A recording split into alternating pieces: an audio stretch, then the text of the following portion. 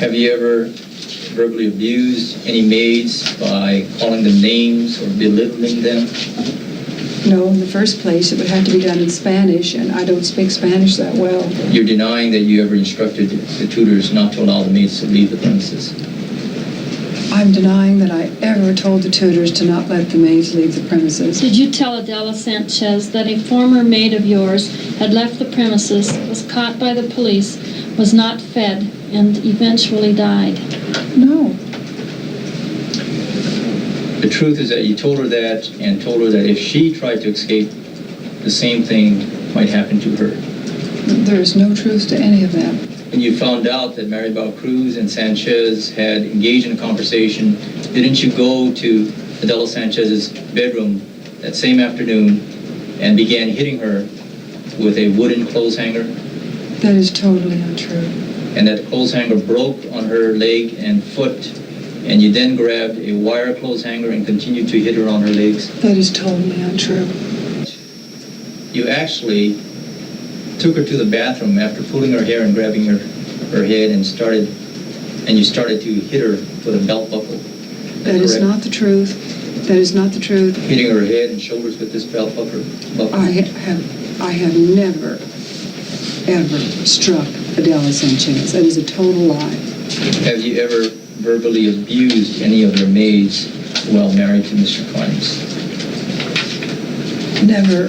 When you say verbally abused, I have had maybe arguments, where I would maybe raise my voice a little, but I've never yelled loudly, and I have certainly never physically touched any of them.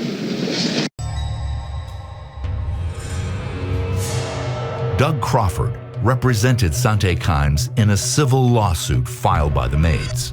The allegations were that they were forced into servitude. They were not paid. They were deprived of food. They were often physically tortured. I have deposition testimony where one of the maids testified that Sante took a hot iron and placed it on her back.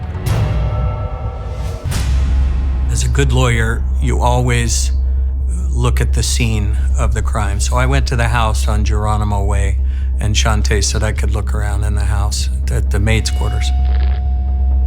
So I wanted to go into the maids' quarters to see if it would have been easy for the maids to escape, if they could have just climbed out the window or whatever. There were about 5 or 6 rooms down the hallway. And I looked both ways up and down the hallway, and I realized the deadbolts were on the outside of the doors. These were little prison cells. The hairs on the back of my neck stood up, and I looked behind me, and Sante was standing 14 inches behind me. Sante had a striking appearance. Her eyes could go dark black like a shark. And she was looking through me, and she knew at that moment that I knew.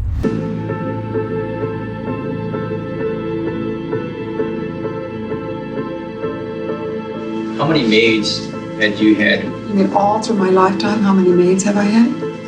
Oh gosh, 80, 100. It seemed like Sante reveled in crime and mischief, and she was very brazen and bold and aggressive.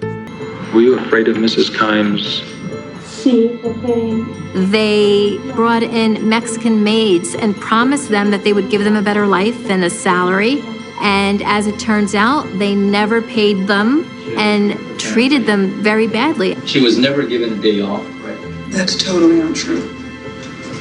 And she was never paid, is that correct? That is an absolute lie. The maids made some spine-chilling allegations against Sante Kimes.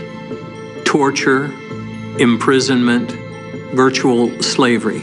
Cuando ella agarró la plancha porque yo estaba planchando. And she grabbed the iron I was ironing with, Y me quería quemar la cara. and she wanted to burn my face. Cuando yo puse las manos así And I put my hands like this, y me quemó la mano ella. and she burned my hand.